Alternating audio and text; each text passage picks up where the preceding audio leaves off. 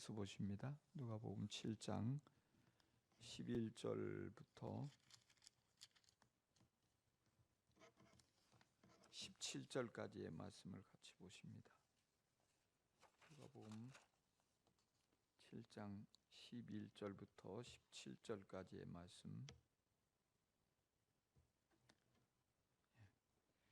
자, 찾으셨으면은 우리 한 목소리로 같이 한번 읽어보겠습니다. 시작. 그 뒤에 곧 예수께서 나인이라는 성읍으로 가시게 되었는데 제자들과 큰 무리가 그와 동행하였다. 예수께서 성문에 가까이 이르셨을 때에 사람들이 한 죽은 사람을 메고 나오고 있었다.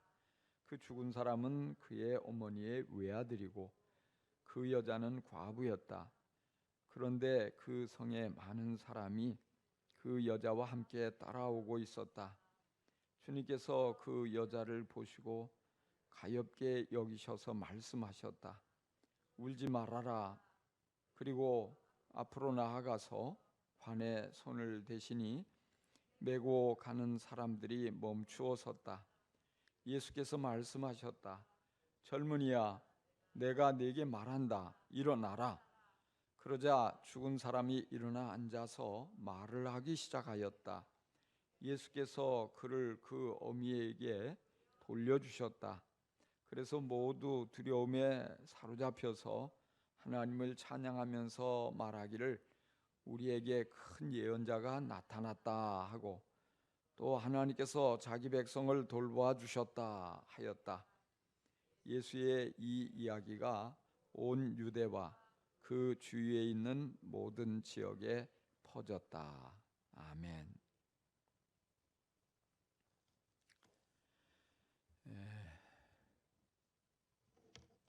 제가 지금까지 목회를 하는 동안에 참 아주 큰 충격이랄까, 씻을 수 없는 어떤 상처랄까, 이 아픔이 두 번 있었는데요. 이제 뭐냐면 우리 교회 안에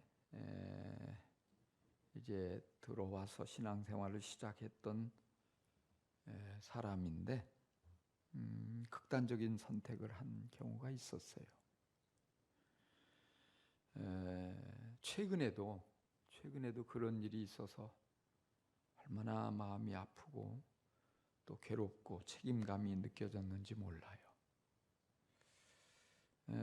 참 올해 우리가 코로나 사태로 인해서 많은 이들이 교회에 나오지 못하고 대다수가 영상으로 예배를 드리고 또 새가족들이 예배를 드리는지 어쩌는지 알 수가 없는 그런 상황이었었죠. 근데 오랜만에 나타나서 예배를 드리고 그리고 그날 어쩐 일인지 또 기다렸다 2부 예배까지 참석을 하고 돌아갔는데 그 주간에 극단적인 선택을 했다고 연락이 왔어요. 그래서 장례식장에 가서 조문을 하고 예배를 드리고 참 어떻게 위로를 해야 될지 할 말이 없더라고요. 참 그런 생각이 들었어요. 이번에 이 코로나 사태가 아니어서 우리 성도들이 마음껏 예배를 쭉 드릴 수 있었다면 그날 그 형제가 예배를 드리러 왔다가 잘 아는 사람들하고 같이 앉아서 얘기를 하면서 속마음을 쏟아놓았더라면 그런 선택을 하지 않았을 텐데, 좀 만약이라는 가정을 자꾸 세워서 좀 그렇지만은 만약 우리가 이 코로나 사태가 없어서 목장 모임을 매주 가지면서 서로 삶을 나누고 서로 아픔을 쓰다듬고 위로했더라면 그 형제가 과연 그런 선택을 했을까? 참 모처럼 그렇게 나온 형제인데 좀 더 내가 더 큰 관심을 가지고 예배 끝나고 다른 일에 분주하지 않고 또 예배에 대한 이 신경이 집중돼서 그랬습니다마는 좀 더 관심을 갖고 사랑을 갖고 다가가서 말을 붙이고 힘든 것은 없는지 뭐 이렇게 좀 했었더라면 그 형제가 그렇게까지 극단적인 선택을 하게 됐을까? 하여튼 자꾸 생각을 하면 너무 마음이 아프고 안타까워요.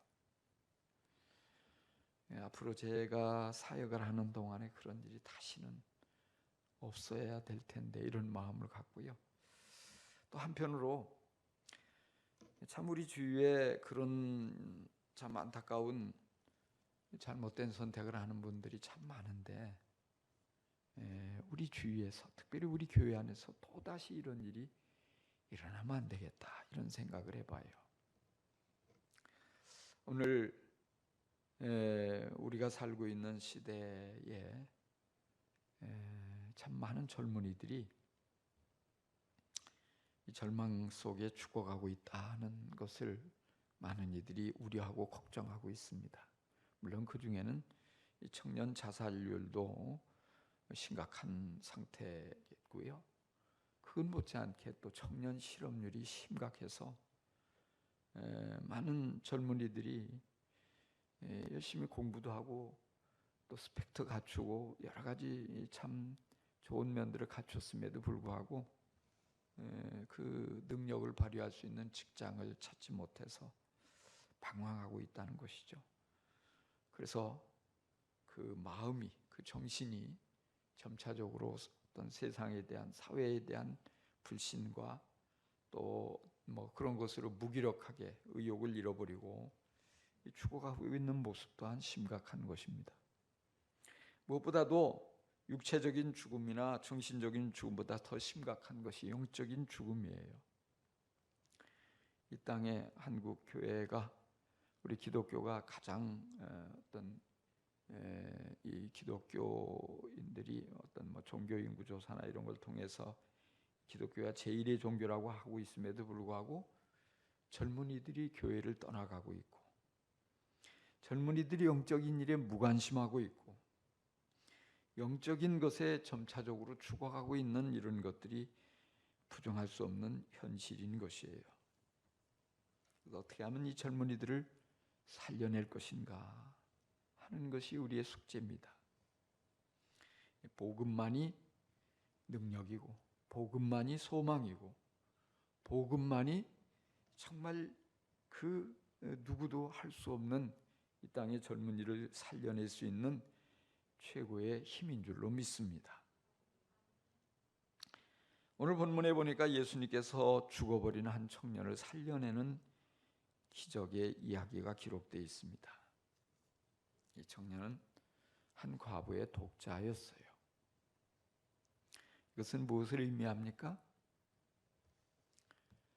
이 여인에게 이제는 아무것도 없다는 거예요. 남편도 없고 오직 외아들, 그에게 모든 소망을 걸고 그만을 바라보면서, 이 아들만을 바라보면서 살았던 여인, 그 아들이 갑자기 죽어버렸어요. 살아갈 이유를 상실해버린 거죠. 행복도 기쁨도 웃음도 이제는 여인에게 기대할 수 없는 이런 상황이에요. 이 절망의 행진이 시작되고 있는 이 상황에 때마침 예수님께서 그 나인성을 향해서 가고 계셨어요. 예수님께서 이 장례 행렬을 멈추게 하시고 이 죽은 아들을, 이 젊은이를 살려내심으로써 여인의 잃어버린 웃음을 되찾아 주시고 잃어버린 기쁨을 되찾아 주시고 이 정말 놀라운 하나님의 능력을 나타냄으로 인해서 잃어버린 빛을 되찾아주는 모습을 보게 됩니다. 과연 예수님의 무엇이 이 청년을 살려낸 것일까요? 우리가 이 말씀 안에서 물론 예수님 능력이 있으시니까, 전능하신 하나님이시니까 당연히 살려내셨지, 그러면 더 이상 할 말이 없어요. 예수님께서는 단순히 그것만을 보여주시려고 이 본문에 기록하신 것 같지는 않아요. 말씀을 쭉 읽어보면서 우리가 예수님께 본받아야 될 것이 무엇일까? 예수님처럼 우리도 살려내는 삶을 살기 위해서 무엇을 해야 될까 하는 것을 배울 수 있습니다. 무엇보다도 예수님께서는 이 젊은이를 살려내는 그 중요한 능력이 어디서부터 시작되냐 하면 사랑의 눈길에서부터 시작된다는 사실이죠. 오늘 13절에 보니까 주님께서 그 여자를 보시고 가엾게 여기셔서 말씀하셨다 그랬어요. 우리는 다 보지요. 여러분도 지금 저를 보고 있고 저도 여러분을 보고 있어요.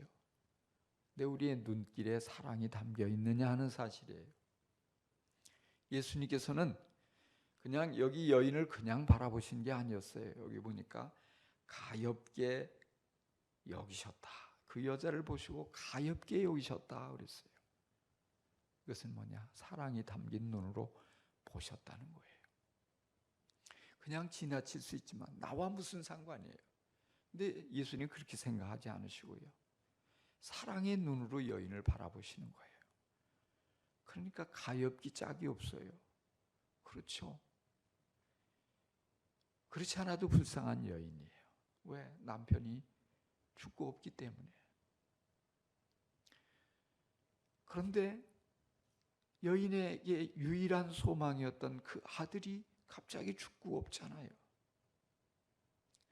이 여인이 얼마나 불쌍해요. 여인의 가슴이 얼마나 찢어지겠어요. 얼마나 절망스럽겠어요. 얼마나 아프고 견딜 수 없고 정말 그 상하고 아픈 마음을 어디 가서 쏟아낼 데도 없을 거예요. 예수님 그걸 들여다보시는 거예요. 사랑으로.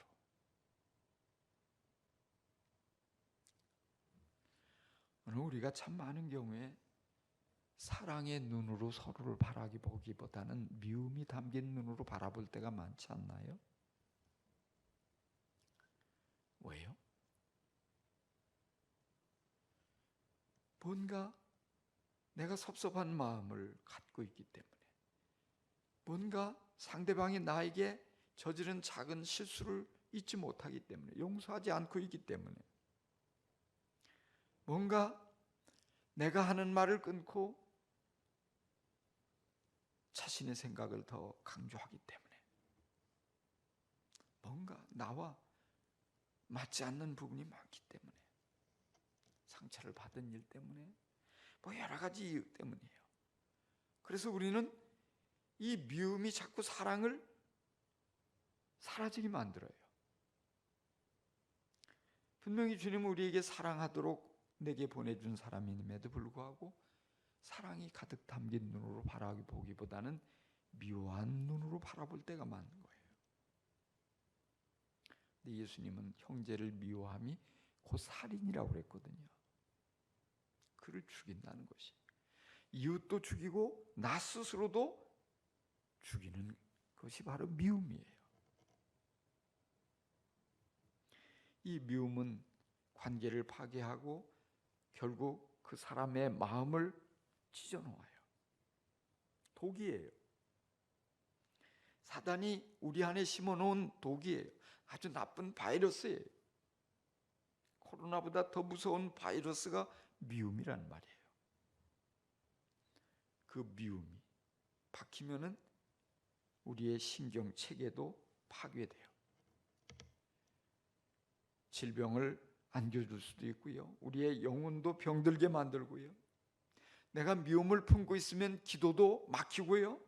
하나님과의 관계에도 빨간불이 들어오는 거예요. 미움은 사람을 죽이는 무서운 독이에요. 우리가 이 미움을 이기려면 적극적으로 사랑을 우리가 품어야 돼요. 사랑하는 눈으로 바라봐야 돼요. 어떤 심리학자가 그랬대요. 집에 있는 2개의 화분에 담겨있는 화초를 가지고 실험을 하는 거예요. 날마다 하나에게는 사랑의 눈길을 주고 또 다른 하나에게는 미움의 눈길을 주고, 방에 들어가면서도 사랑으로 바라보고 미움으로 바라보고, 계속. 그랬더니 어떻게 됐을까요? 미움의 눈길을 받은 화초보다 사랑의 눈길을 받은 화초가 4배나 더 생명을 지속할 수 있었다고 그래요. 화초도 그런데 사람은 오죽하겠어요. 예수님의 사랑이 이 죽은 젊은이를 살려낸 거예요.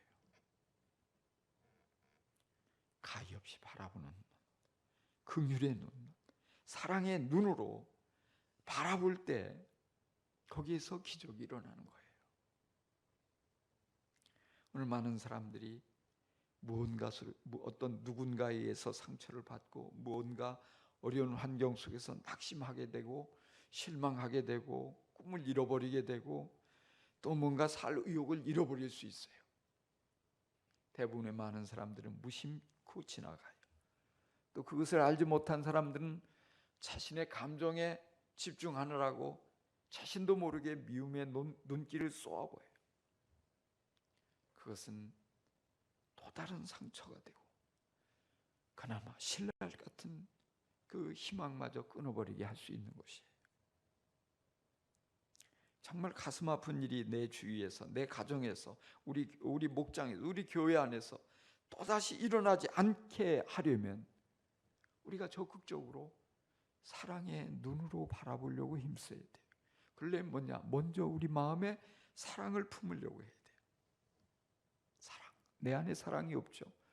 그러니까 우리 그리스도인들은 십자가를 바라보며 우리 하나님께서, 우리 예수님께서 우리를 향해서 쏟아부으신 그 큰 사랑, 한량없는 사랑, 내가 감히 사랑받을 자격이 없음에도 불구하고 나를 끝까지 참아주시고 나를 끊임없이 용서해 주시고 나에게 온갖 귀한 사랑을 베풀어 주신 하나님의 사랑을 늘 생각하면서 주님, 내게 그 사랑을 부어 주십시오. 내 마음에 그 하나님의 사랑이 차고 넘쳐서 나를 통해서 이제는 사랑이 흘러가게 하는 이것만이 해답이 될 수 있는 거예요.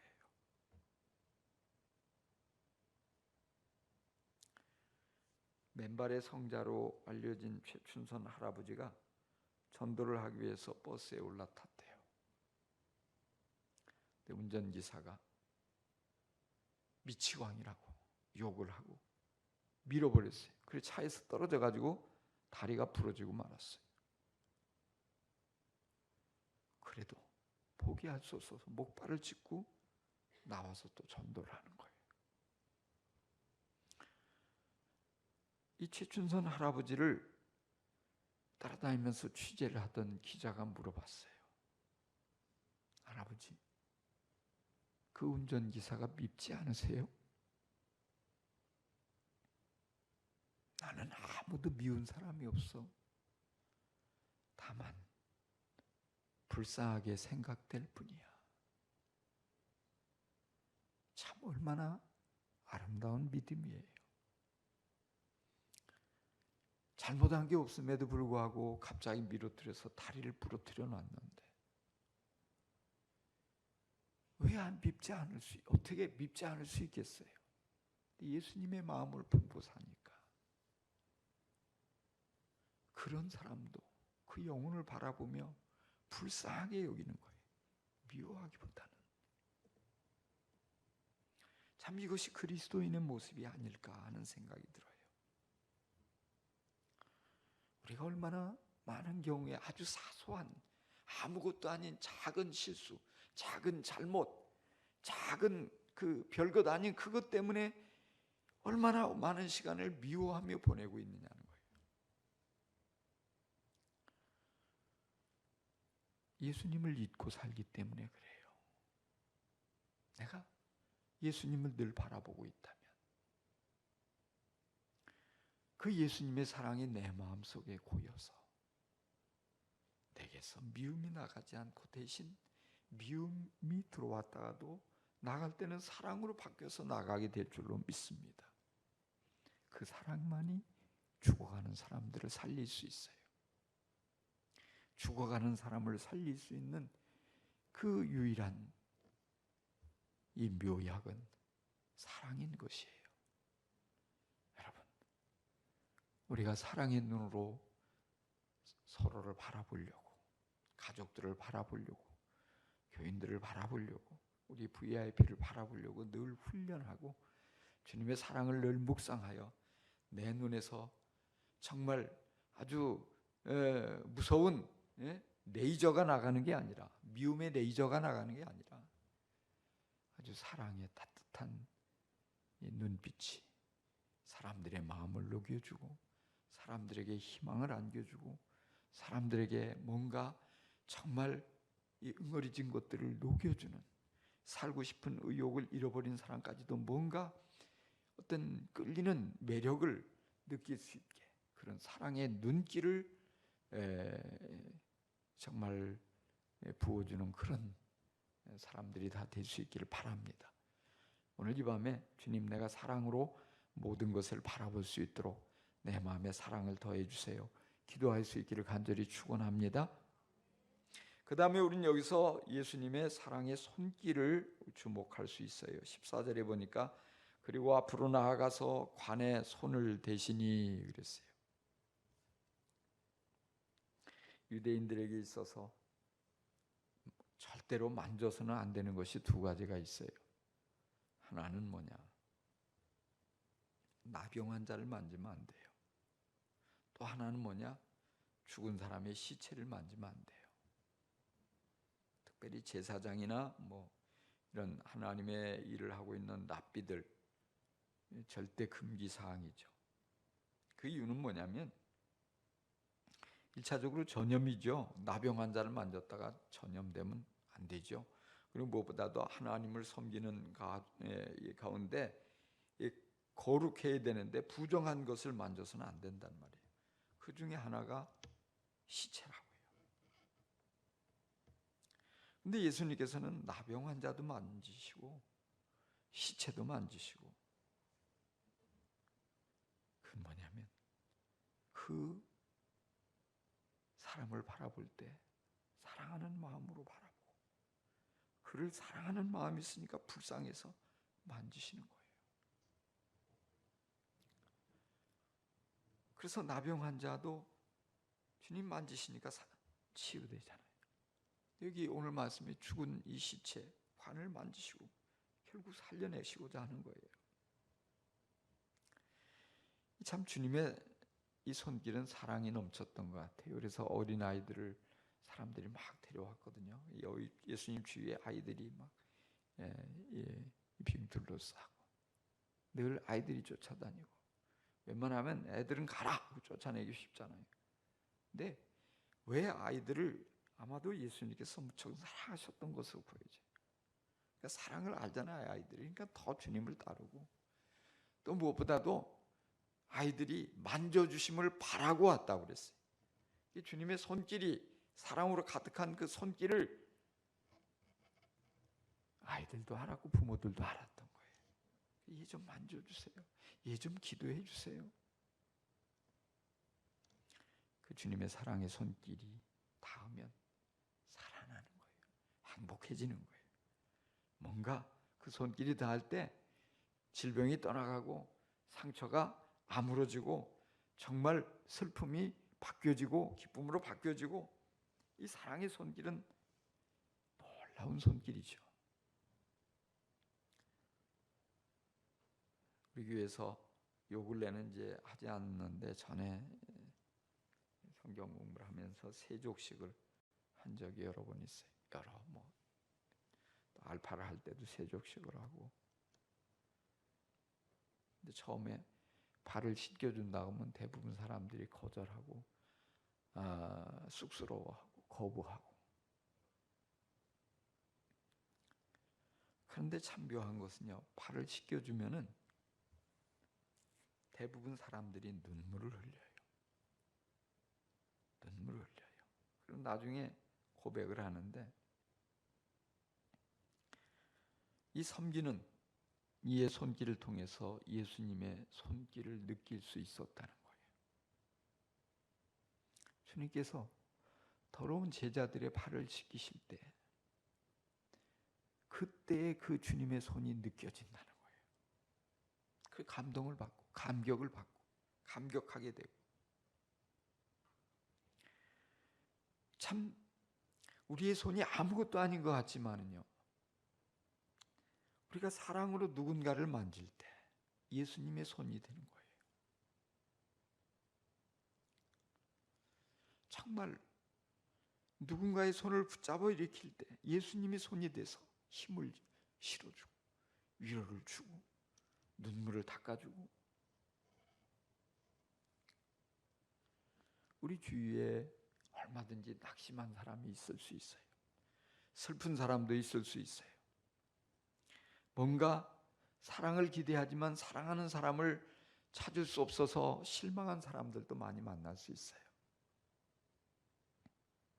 그때 누군가가 사랑의 손길로 붙잡아주고 간절한 마음으로 기도해 줄 수 있다면, 눈물을 흘리며 기도해 줄 수 있다면,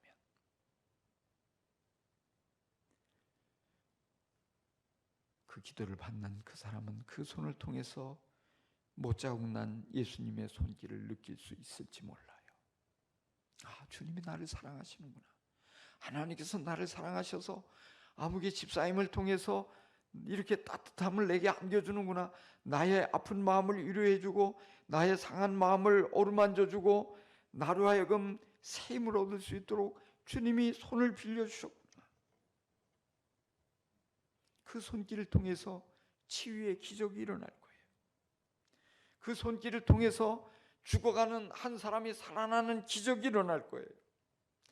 정말로 사랑에 목말라 있던 사람이 예수님의 뜨거운 사랑을 맛보게 되는 기적이 일어나게 되는 것입니다. 우리의 손이 사랑을 담아서 누군가를 향해 나아가 그 손을 잡아줄 수 있다면 바로 예수님의 손길을 느끼게 해주는 아름다운 손이 되는 거예요.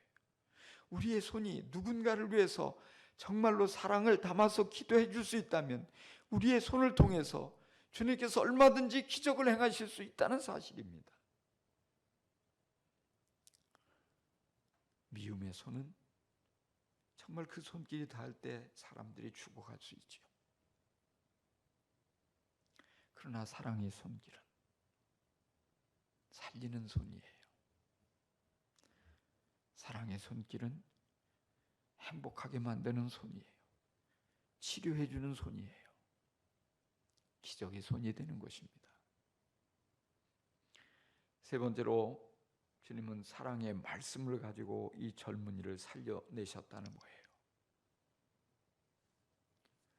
결정적으로 예수님께서 이 젊은이에게 말씀하실 때 살아났죠. 뭐라고 하셨습니까? 젊은이야, 내가 네게 말한다.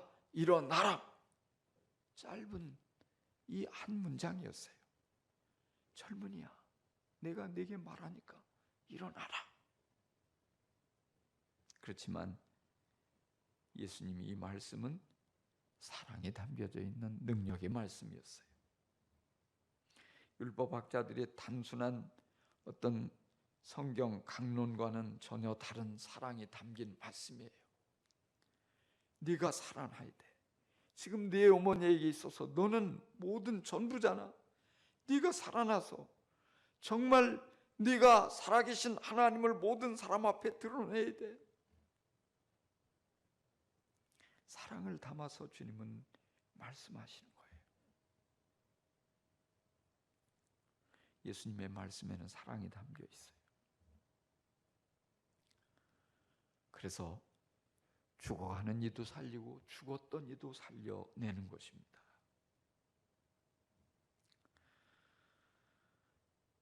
요한복음 5장 22절에 보면 진실로 진실로 너희에게 이르노니 죽은 자들이 하나님의 아들의 음성을 들을 때가 오나니 곧 이때라. 듣는 자는 살아나리라 그랬어요. 말씀을 통해서 살리시는 예수님. 나사로 살릴 때도 말씀으로 나사로야 나오너라. 살아났죠. 회당장 야이로의 딸을 살릴 때도 달리다굼 소녀야 일어나라 이 말이에요. 말씀하니까 장년도 살아나고 청년도 살아나고 소녀도 살아나고 살아나는 거예요. 말씀이. 오늘 중요한 것은 말씀이 들려지면 살아난다는 거예요. 근데 말씀이 들려지지 않고 있다는 데 문제가 있어요.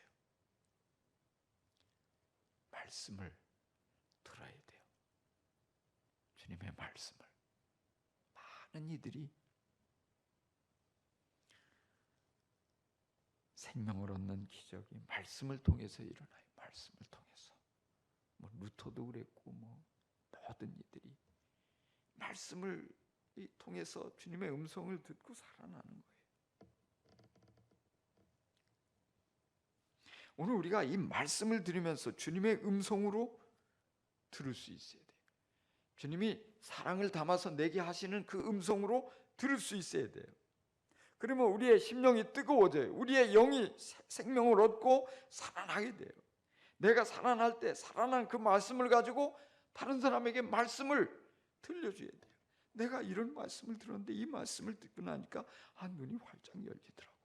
이 말씀을 듣고 나니까 진리가 깨달아지더라고. 천국이 믿어지더라고. 예수님의 부활이 믿어지더라고. 내가 들은 그 말씀을 내가 전하면 그것이 예수님의 말씀이 생명의 말씀에 대해서 내가 사랑을 가지고 누군가에게 이야기할 때 그 능력의 말씀이 또 다른 사람을 살려내는 거예요.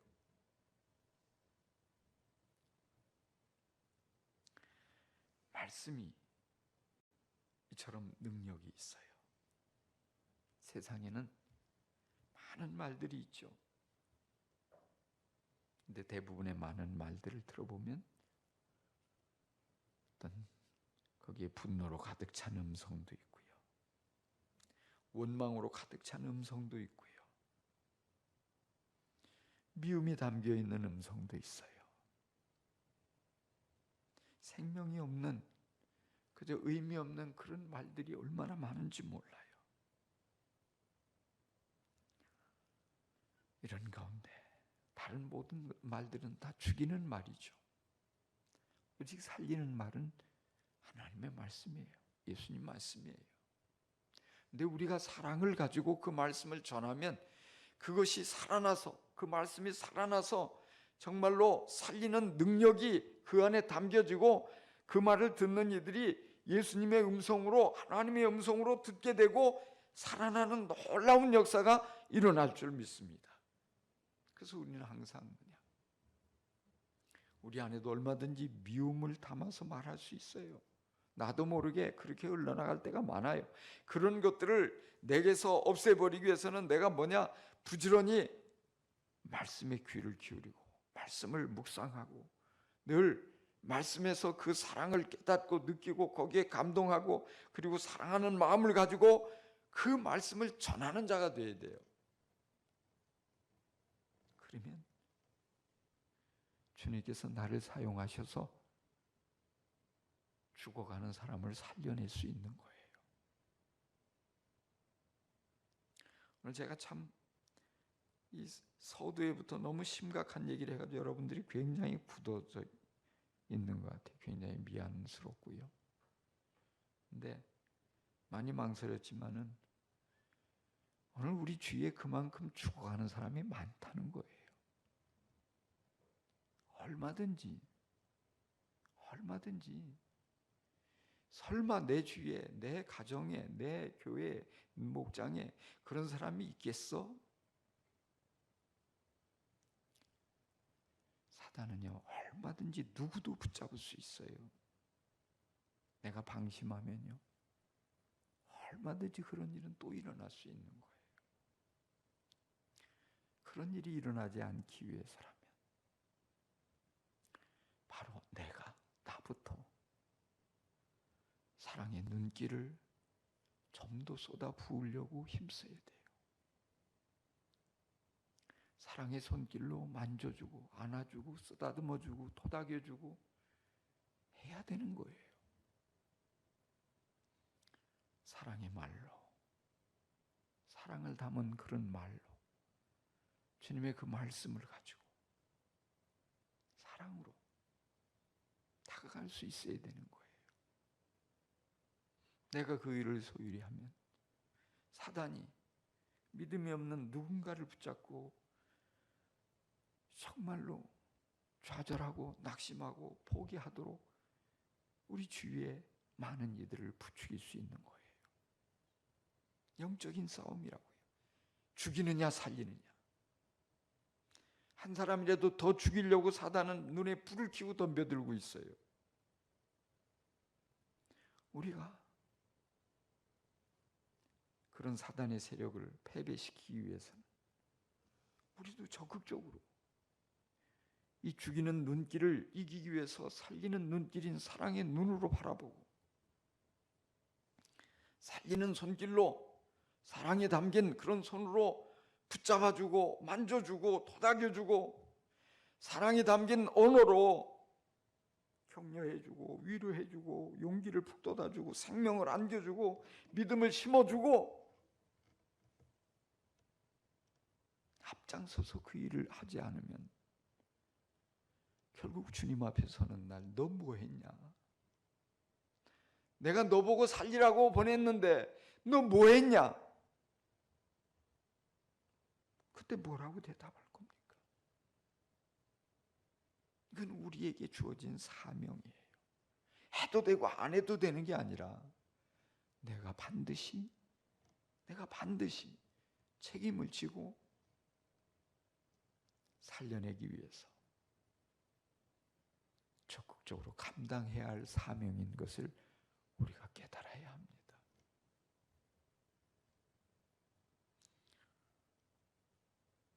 죽어가는 많은 이들이 오늘도 얼마든지 우리 주위에 있어요.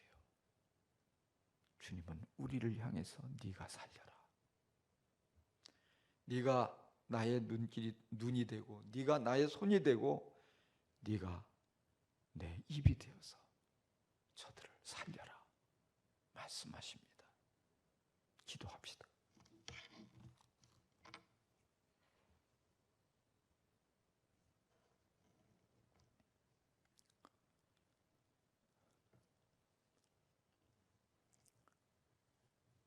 주님,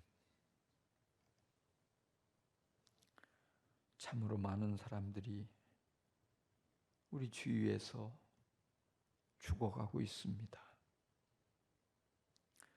언제 극단적인 선택을 할지 모르는 이런 살벌한 상황 속에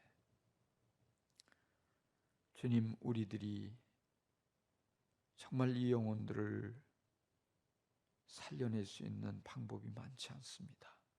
주님이 우리를 붙잡아 주셔야 됩니다. 주님이 우리의 마음에 사랑을 부어 주셔야만 합니다. 그래서 우리가 사랑으로 바라보고 우리가 사랑의 손을 내밀고 사랑이 담긴 은혜로운 언어를 우리가 저들에게 들려줄 수 있어야만 합니다. 주님, 저희들 마귀 사단에게 속지 않게 해주시고 언제나 주님만을 바라보며 언제나 주님의 은혜로 충만해져서 적극적으로 이 중요한 살리는 사명을 감당하게 하여 주옵소서. 그래서 우리 주위에 죽어가는 모든 이들이 모두 우리로 인하여서 살아나게 하여 주옵소서. 예수님의 이름으로 기도합니다. 아멘.